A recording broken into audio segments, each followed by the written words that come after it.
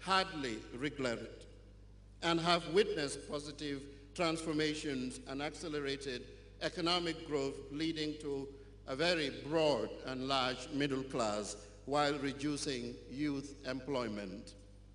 A software industry can be built entirely on human capital.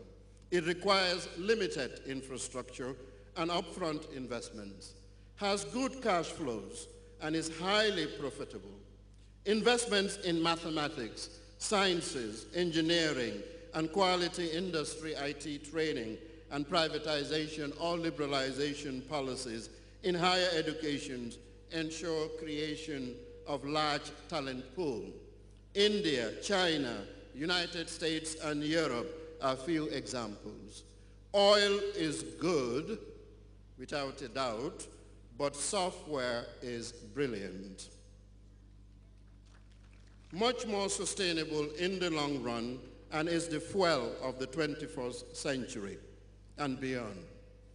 It certainly will not include seizing hostages and creating havoc and destabilizing communities. The economist of software is much more than the economics of oil. And you know what? It does not require huge drilling investments, nor the huge environmental costs. Investments in science, software, and the knowledge economy calls only to interventions to fix existing IT and science programs across our schools and universities and give incentives to instructors and attract our best and brightest.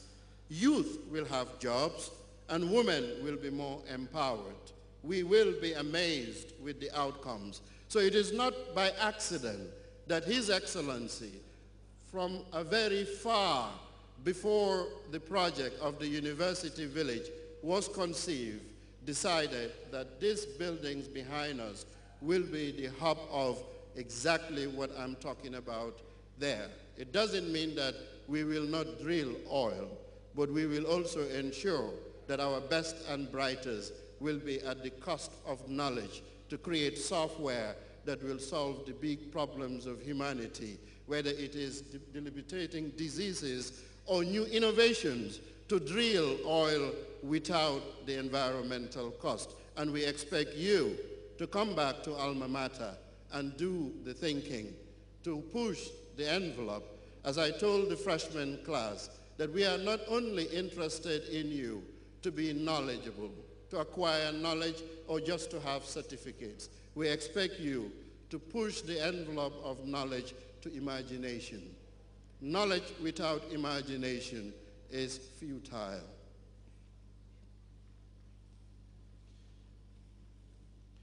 And I'm using technology to deliver my convocation address that tells you where my heart is.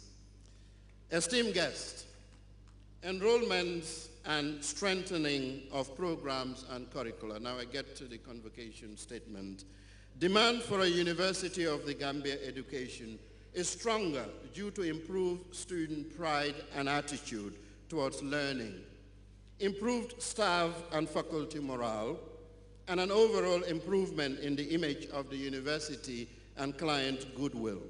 A greater part of our enrollment targets have been met and several exceeded. In fact, it has caught us a bit off guard. The record number of admitted students in our programs this last year strained our ability to cater to all of them. It is a challenge we are only too happy to accept. In the 2010-2011 academic year, about 1,332 new students were admitted at this university. In fact, University of the Gambia has now doubled its total enrollment from about 1,800 when I took office in 2009 to approximately 4,000 young men and women, not only Gambians, but students from the sub-region, Nigeria, Cameroon, Senegal, Ghana, the United States, etc., etc. The students we are admitting, you, are also stronger academically, with better results in the West African Senior School Certificate Examination. We have also augmented our entry requirements to make sure that we accept not only stronger students, but also motivated secondary school students to work harder and ensure that a University of the Gambia education is highly sought after and respected. So I salute our colleagues from the Ministry of Basic and Secondary Education that yes, your interventions and efforts in early childhood development to primary is yielding value, and we are the beneficiaries and recipients of that. So we salute you and thank you. A major theme this last year has been the delivery of international excellence for the benefit of the Gambia and our region. Our key objective is to provide excellence in teaching and research and to benchmark the University of the Gambia against peer institutions. We are well on the way to achieving that objective and improving into our processes to ensure that we do not meander the path towards the straight path to excellence. We have revamped our academic structures, increased our course offerings, and recruited qualified professionals. Our focus on continuous improvement in the areas of teaching quality, research, program delivery, and learning outcomes ensures that we stay the course in our bid to put the University of the Gambia on the path to become a world-class university.